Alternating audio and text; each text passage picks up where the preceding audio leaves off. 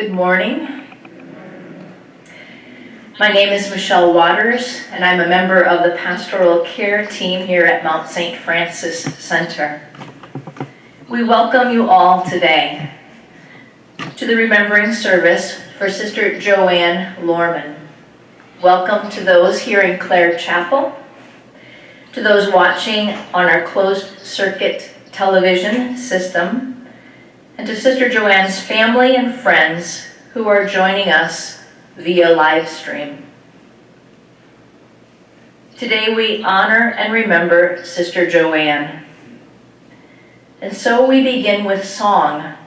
In your music issue, number 493. 493. We'll sing verses 1 and 2 of We Remember.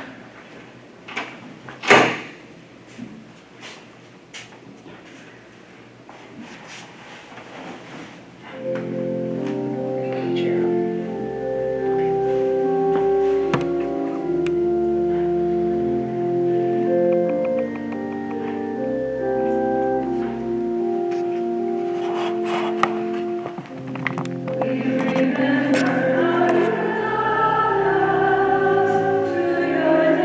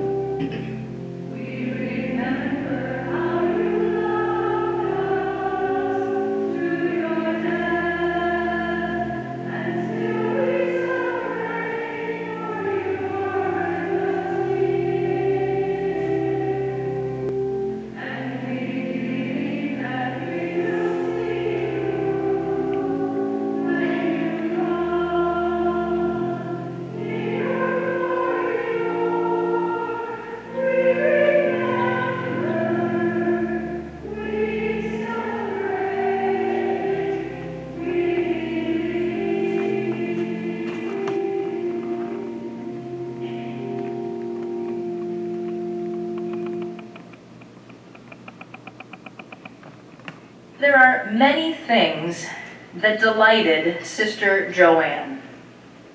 Among them were enjoying time with her family, ministering for 20 years at Xavier Hospital, being a part of this Franciscan community, playing cards, making people laugh, napping outside in the sunshine, taking a trip to the casino, and being the first person in the United States to receive a heart valve made of cow tissue. This bovine valve assisted her in enjoying 8 more years of life and helped others with her participation in research. Sister JoAnn was a strong presence for many years in the supervision of the laundry departments at Xavier Hospital and later Mercy Medical Center. While living here at Clare House, Sister JoAnn's inner strength and resilience was seen when she received the difficult news that her diminished hearing could not be restored. With God's grace, she lived with this loss with optimism and maintained her attitude of cheerfulness and a sense of fun. This past year revealed a more vulnerable side of JoAnn as her strength and spirit declined.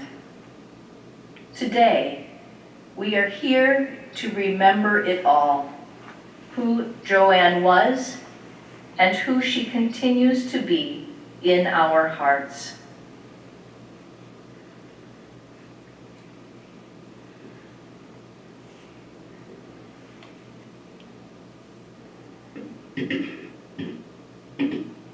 This reading is taken from the writings of JoAnn of Norwich. We must take God's promises and energy as much as our capabilities allow. This is God's will. We must also take our trials and diseases as lightly as we can. For the more lightly we take them, and the less price we set on them in love, the less pain we will have in feeling them, and the more thanks and refreshment we will have for them. The 3 properties of God are life, love, and light. In life is the astonishing familiarity of home. In love is courtesy as befits a relationship. And in light is endless creation.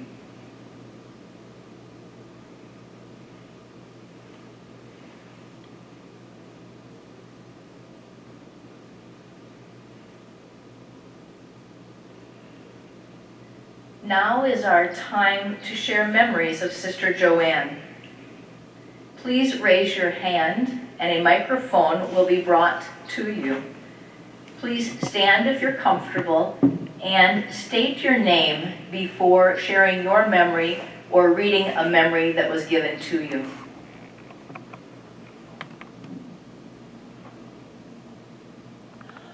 I'm Sister Marge Stout. I'm reading this memory from Bob King, JoAnn's nephew, and his wife, Mary Lou. We have many wonderful memories of Sister JoAnn, but 3 of our favorite show her wonderful sense of humor. We visited JoAnn one January when our grandson Michael was just 2 years old. The Christmas trees were still up as we walked down the halls of the mother house. Michael, who loved to play ball, thought the round ornaments on the Christmas tree would suffice as baseballs. So he began to take them off and throw them. JoAnn thought it was quite humorous, as she said, "Well, that's one way to quickly take down the trees." In 2007, JoAnn, Bob, and I took the train out to Denver to attend the dedication of St. Michael's new church in Cannon City, where her nephew, Father Jim, was the pastor. The trip out was fine, as we were able to board in Naperville and we all had seats together. We also visited our son Joe and his girlfriend Nancy in Denver. It was incredibly hot that year, and Joe did not have air conditioning. I asked JoAnn if she wanted some water, and she said, "Just give me ice. It will be water by the time you get it here." We later drove to Cannon City and toured the beautiful St. Michael's, and also saw the prisons that are the most secure in our nation. Our train ride back was not so smooth. The train was crowded as it started in California. JoAnn was allowed to board first, but could I only find a seat for Mary Lou next to her.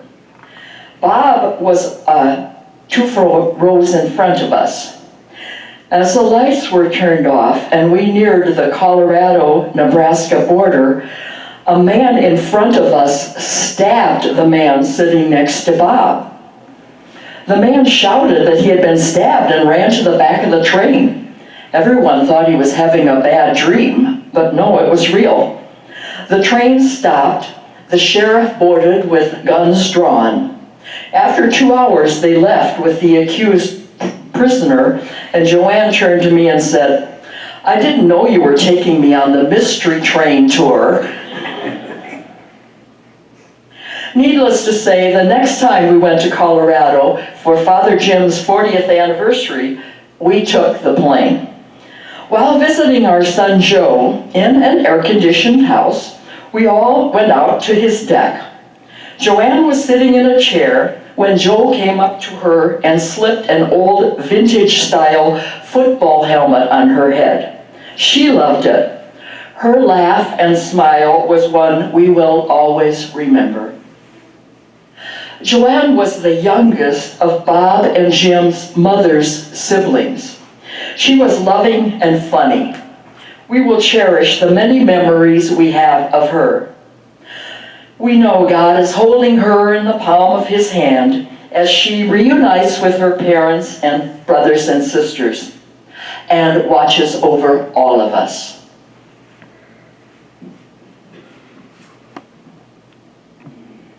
I'm Sister Kate Katoski. JoAnn was a big help, as many of you were, in the development office when we did mailings. Not only was she a big help, but she involved her family.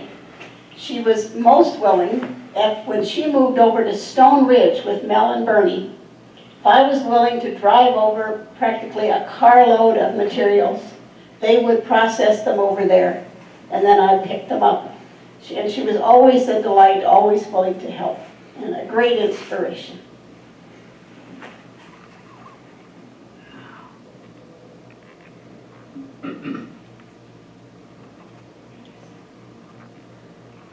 I'm Sister Rita Getkin. My memory of Sister JoAnn is of her knitting beautiful baby Afghans and giving them to us year after year for our silent auction at the Excel Learning Center in Morton.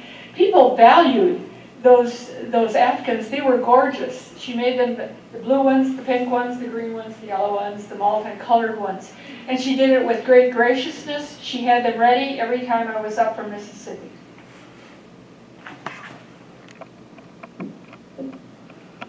I'm Sister Rita Green, and this message is from Mary King, JoAnn's great niece. Although I did not get to see her much in the last few years as I moved to Atlanta, JoAnn's wonderful spirit of joy and exuberance still resound.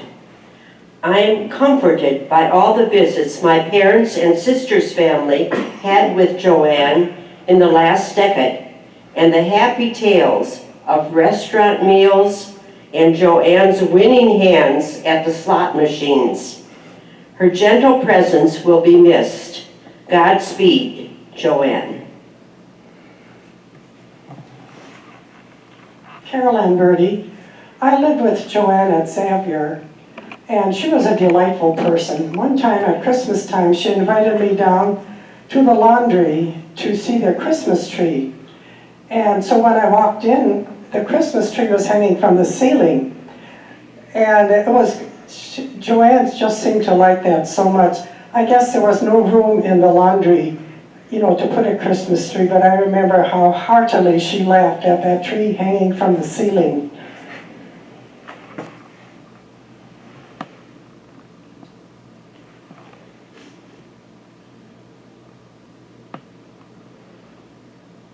I'm Sister Bertha Bonert. This is a message from Father Jim King, Sister JoAnn's nephew. He says, "One of my memories in my mind is of a picture taken over 70 years ago at Mount St. Francis in front of the grotto. Sister JoAnn, you were in your white veil, and I was in a cowboy suit from my 5th grade birthday party. Bob was there. He must have been about 13, and Jackie was there. She must have been about 14. I think this wonderful picture marked the beginning of my vocation. And you, Sister JoAnn, have stoked that vocation now for 71 plus years. I thank you. Once I was ordained a priest, I remember a conversation we had about what we should call each other, whether it should be sister and father, or what. I said I was going to choose between calling her sis or stir. Her response said she was going to choose between calling me fat or her.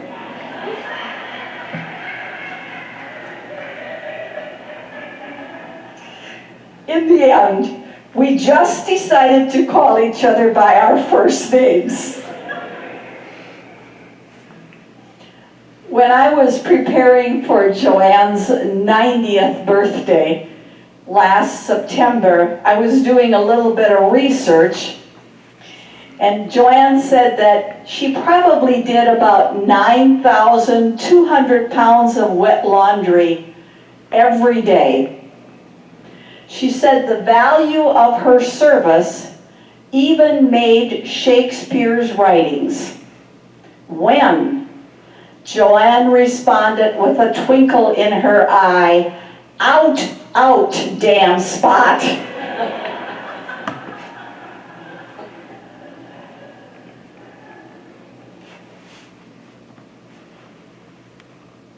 Nona Meyerhofer. This is from Bob King, a nephew.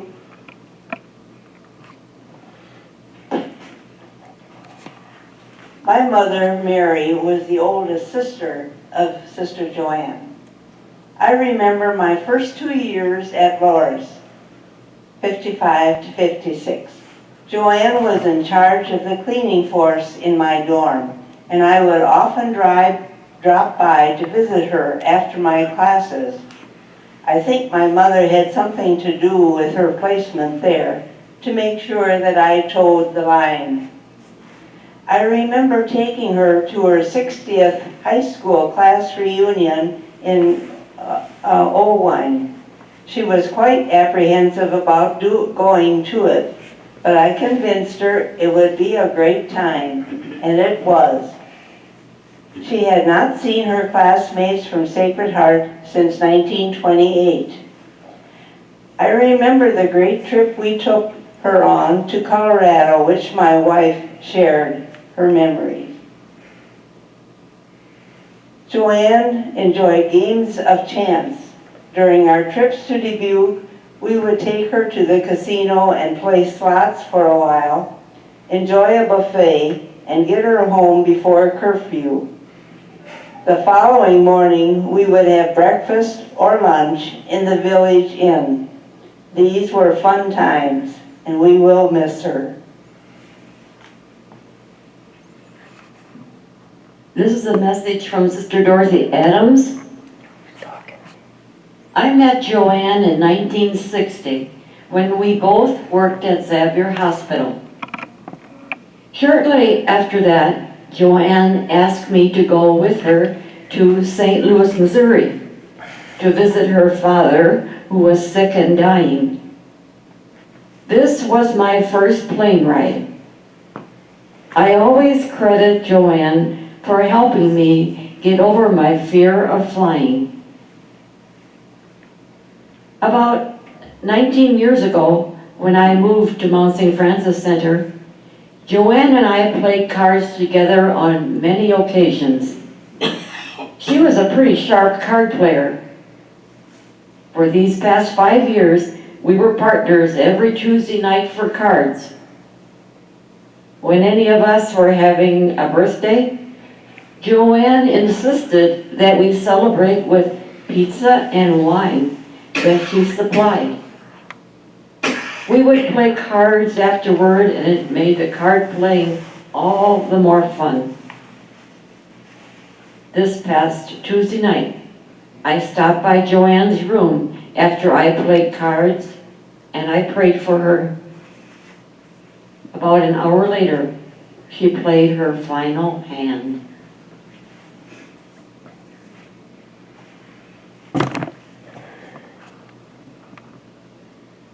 I'm Sister Mary Assumpta, and I'm not sure how Sister JoAnn did this, but during the time that she was at Xavier, or rather at Mercy, working in the laundry, I began working in the sewing room here at Mount St. Francis.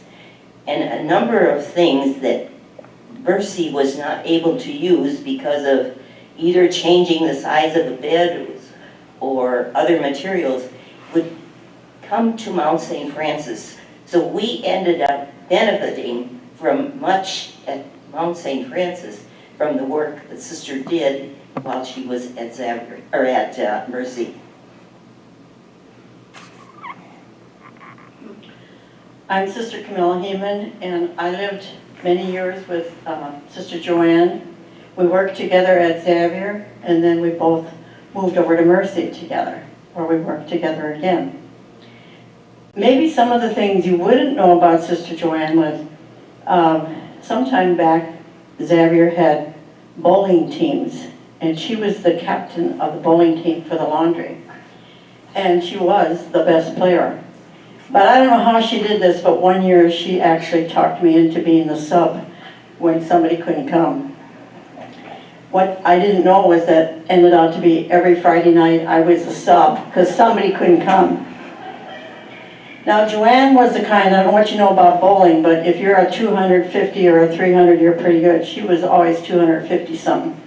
I was the one that brought the team down. I was probably 80 and I got up to 100 or something like that.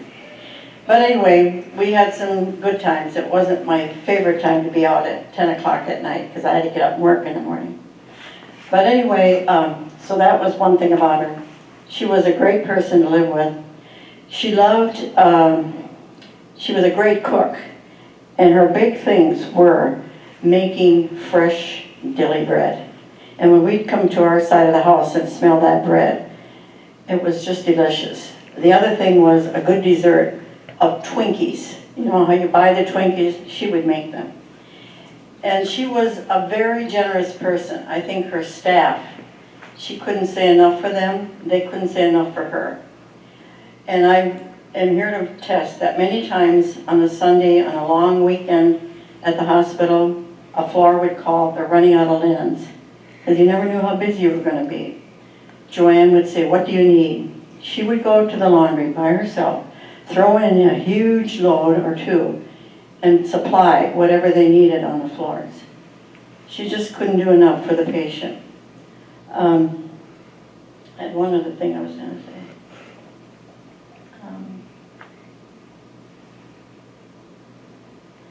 Well, we did some trips together too.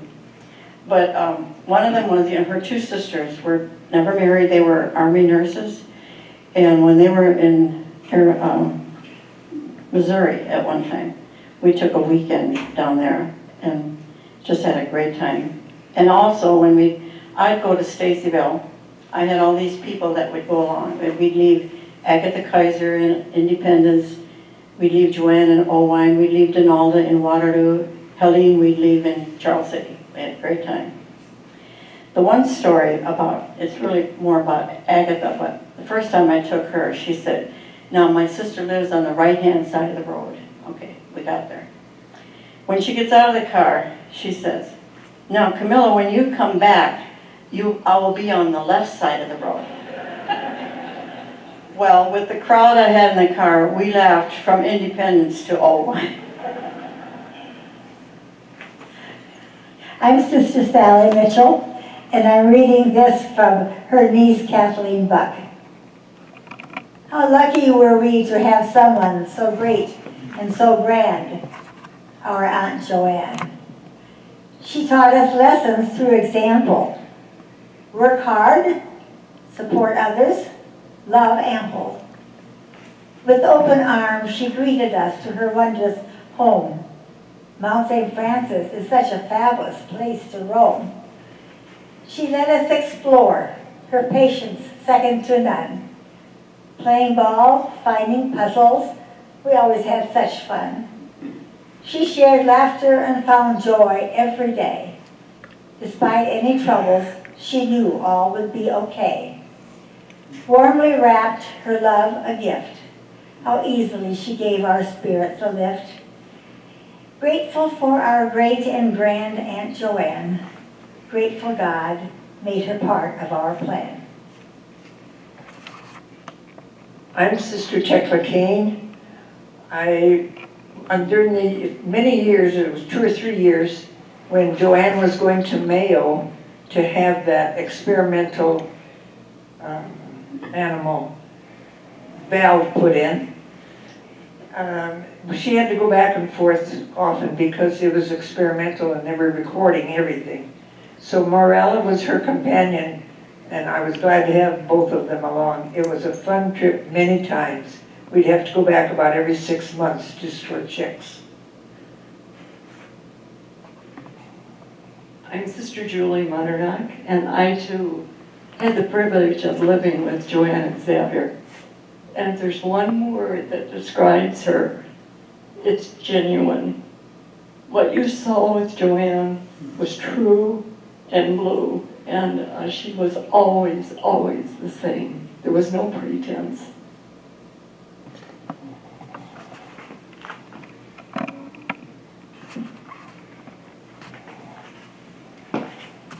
I'm Marcine Kilner, and my remembrance goes back probably about 35 or 40 years when I was here working at the Mother House. But JoAnn was at that time over at Mercy Hospital, and Mercy Hospital had bought sheets for their beds over there, but all of them were too short. There were 2 whole carts of them. Her question to me was, can you use them? Well, yes, we could use them. And so what we did is we took the bottoms of the sheets, they were all, fitted sheets, cut them up a ways, took another sheet and cut whatever length we needed to make them long enough for our beds, and then French seamed them. And they've been running for years. There's still some around here, I understand. The leftovers from all that material was used to make pillow protectors. And I was just talking to Sue the other day, Sue the nurse, and she says, you know those pillow protectors we had years ago? She says, we're still using those, and there's nothing like them. And those were also made from those sheets. JoAnn was a great lady, she really was. And that was a very thoughtful thing on her part to give them to us. It was lots of work, though, but it was fun. And I too enjoyed the pleasure of playing cards with her. She was very good card player. Thank you.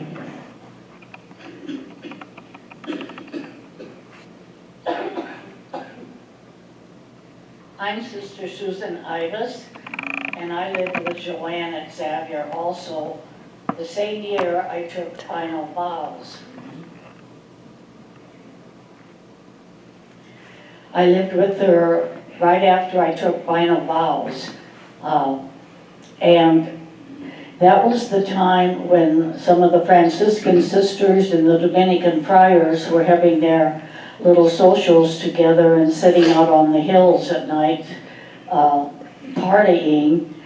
And JoAnn was one who stayed faithful to the Franciscan community.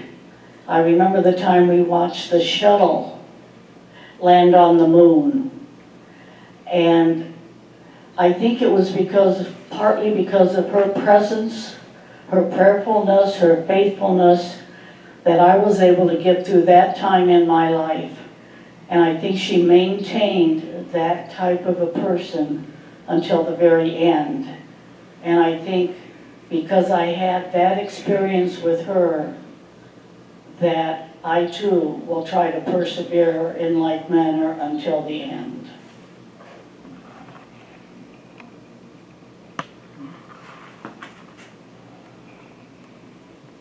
I would just like to add, I'm Mary Lechtenberg, and for a few years our family lived near Owine, Iowa, and I didn't know JoAnn until I joined the community here.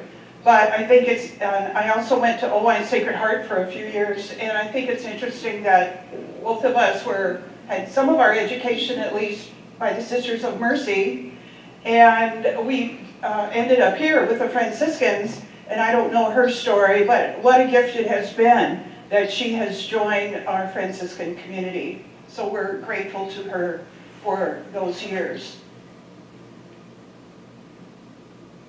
Thank you for sharing your remembrances of Sister JoAnn's life. We'll continue to share more memories in the days and weeks to come. Good and gracious God, death once again calls us together in your presence. Give us minds that are attentive to the mystery of life and death. May we see ever more clearly the goodness and preciousness of life itself. Help us to remember the strength, courage, and beauty of Sister JoAnn, so that her life is carried on in our lives. We go on placing our trust in you, our God, who created us and sustains us in all of life's moments. Amen. We close with the song we remember, number 493, this time verses 3 and 4. 493.